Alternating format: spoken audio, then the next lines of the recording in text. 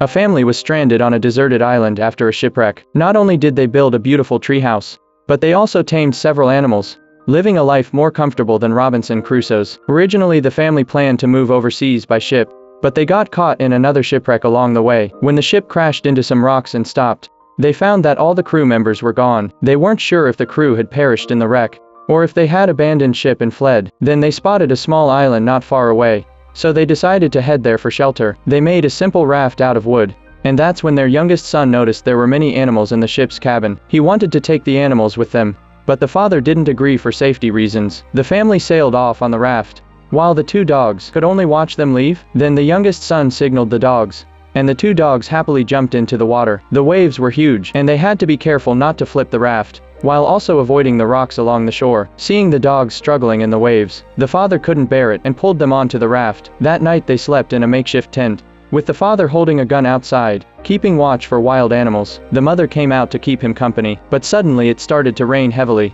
so they all scrambled inside the tent, spending their first night on the island. The next day the father took the two sons back to the wrecked ship, planning to bring back supplies and animals. The son saw a ship in the distance and shouted for help. The father grabbed the binoculars, only to realize it was a pirate ship. The pirates immediately attacked, but then the father noticed a flag, and when the pirates saw the flag, they quickly turned away. It turned out the flag was a warning sign for a shipwrecked vessel with a contagious disease. Later they brought back a lot of supplies and animals, so they didn't have to worry about survival anymore. The mother noticed the youngest son was missing, and she went searching for him with the dogs. It turned out the son was setting traps, hoping to catch a baby elephant, but just then a tiger spotted the boy,